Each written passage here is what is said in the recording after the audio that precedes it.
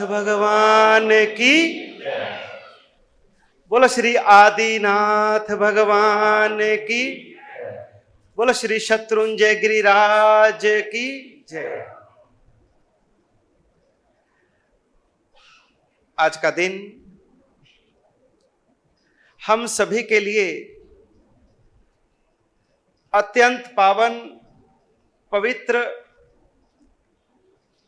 और बड़ा ही कल्याणकारी बनने जा रहा है,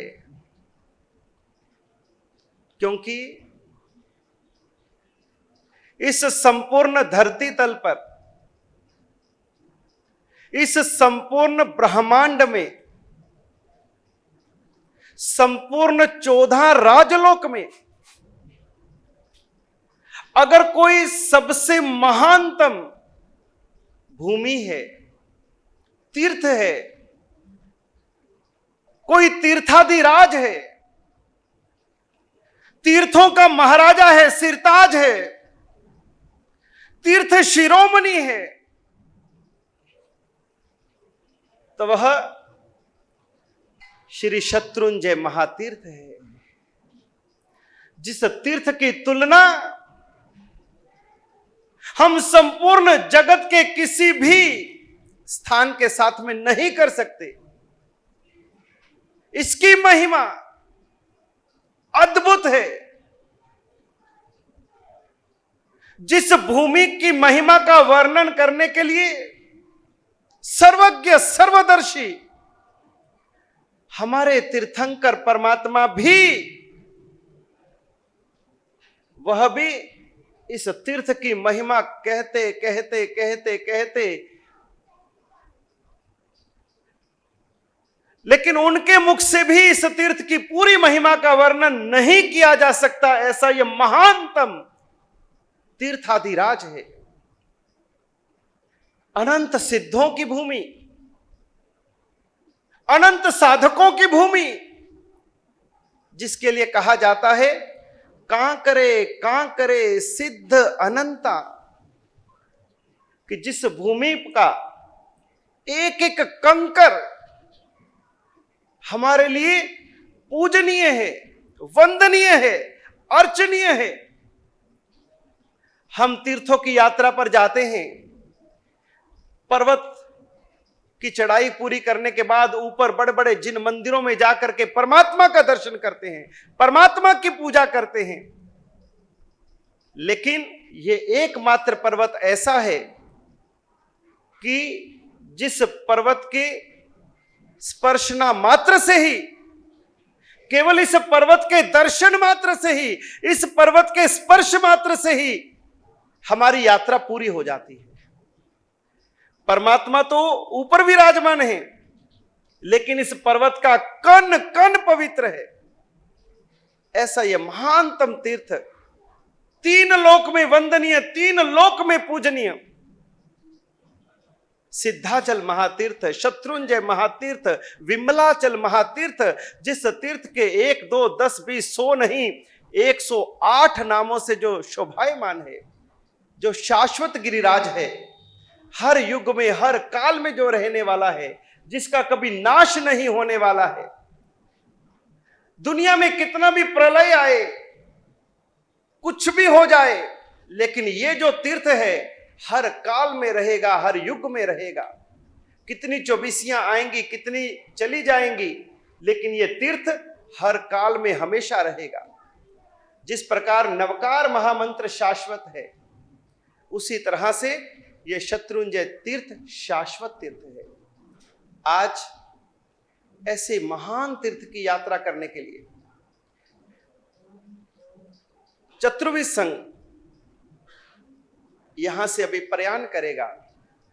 मंगलमय क्षणों में जय जयकार करते हुए हमारे इस महानतम तीर्थ, अभिनव तीर्थ, नूतन तीर्थ, जिसने पंजाब के गौरव को बढ़ाया है, शान को बढ़ाया है, ऐसा मणि लक्ष्मी धाम में श्री आत्मवल्लभ पार्श्वनाथ दादा का यह महानतम अचिंत्य प्रभावशाली तीर्थ है। और इस तीर्थ के प्रेरणा स्रोत, इस तीर्थ के प्रतिष्ठाचार्य परम पूज्य गच्छाधिपति आचार्य भगवान श्रीमद विजय नित्यानंद सूर्य जी महाराज साहब की पुण्य प्रभावक निश्रा हमें मिली है, और उनकी निश्रा में आज हम भावों के साथ में, चढ़ते परिणामों के साथ में इस तीर्थ की यात्रा करने के लिए यहां से चलेंगे। आइए सबसे पहले इस तीर्थ के साथ में जुड़ने का प्रयास करते हैं। इस तीर्थ की ओर हमें बढ़ना है। पहले हम अपने मन को, अपने तन को इस तीर्थ के साथ में एक मेक कर लें।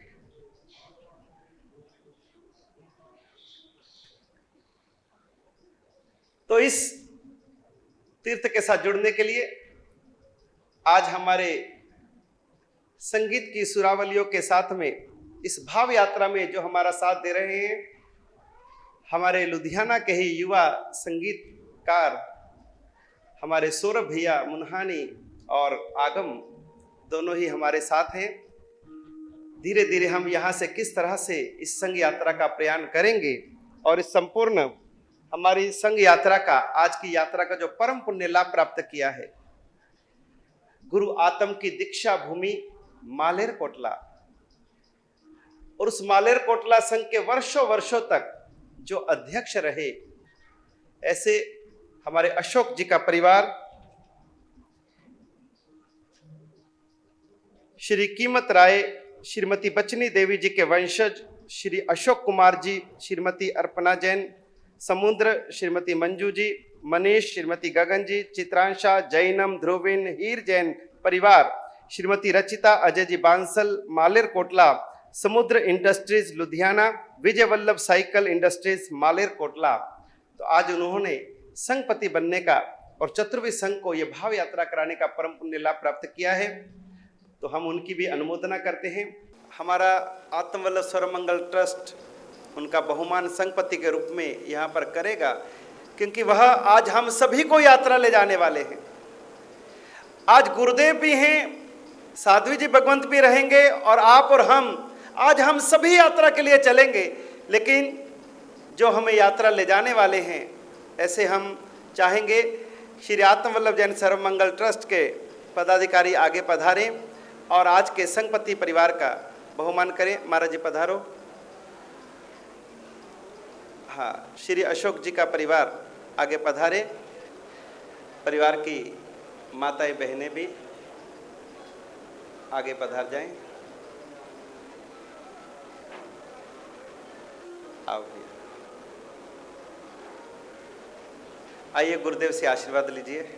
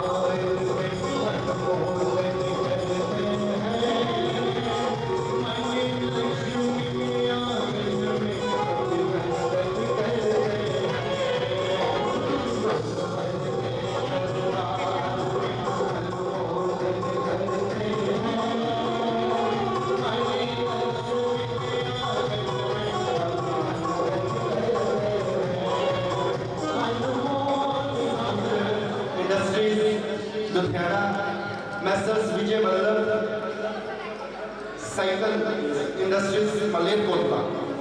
तो दिल से हम हार्दिक अनुमोदना सब परिवार सबकी करते हैं। अब पूरा परिवार ये फ्रूट और इनको दे दीजिए, चावल और मिठाई। चलिए सामने से भावों के साथ में।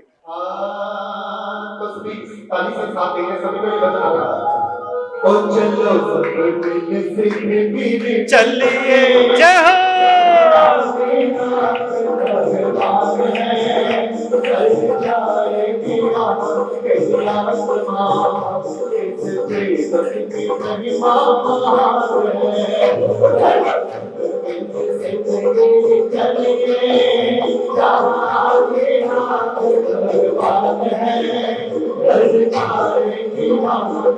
आत्मा इस तीरथ की महिमा महान है। झूमते हुए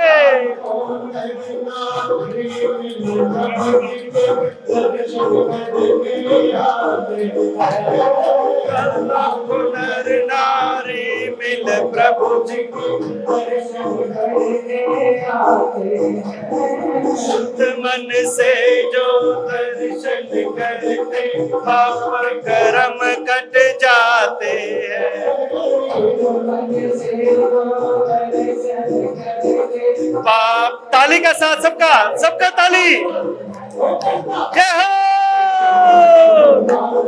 दोनों हाथों से तर जाएगी वहाँ तेरी आत्मा।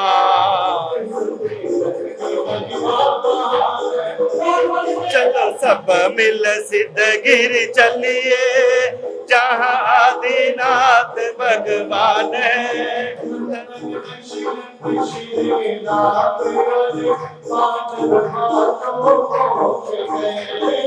नंदन दशरथ श्री राम और पांडव पांचों मोक्ष गए। जय हो। ध्यान है तर जाएगी वहाँ तेरी आत्मा।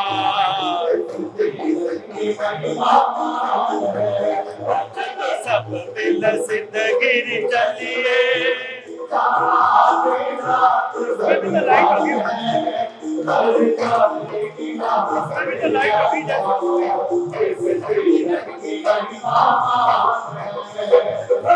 हमारे संघपति परिवार अपने हाथों में जो अक्षत श्रीफल मिठाई लाए हैं वह यहाँ पर अर्पण करेंगे। स्वस्तिक के ऊपर में पहले मिठाई, जो बीच में स्वस्तिक है, मिठाई का डब्बा हाथ लीजिए। मिठाई मिठाई चलिए ऊपर फल। हाँ जी श्रीफल श्रीफल चढ़ा दें। बोलो शत्रुंजय गिरिराज की जय। बोलो चक्रेश्वरी मात की। बोलो कबड़ यक्ष की। बताओ दीप प्रकट करो। दीप दीप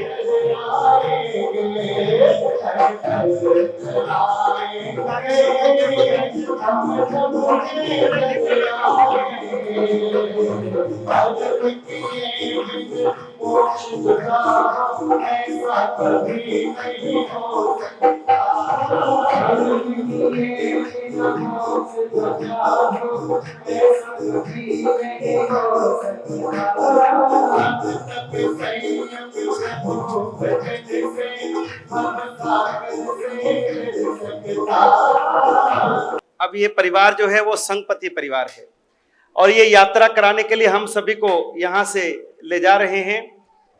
मैं चाहूंगा कि मेरे साथ में आप सभी को साथ देना होगा। हाँ जी अशोक जी हो गया जी। चलिए हाँ जेंट्स इधर आ जाइए, बहनें उस तरफ। हाँ जेंट्स इस तरफ आ जाइए।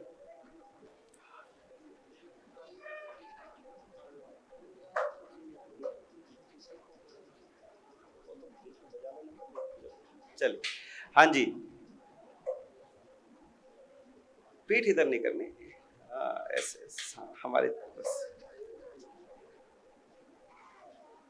आज हमारे संग में,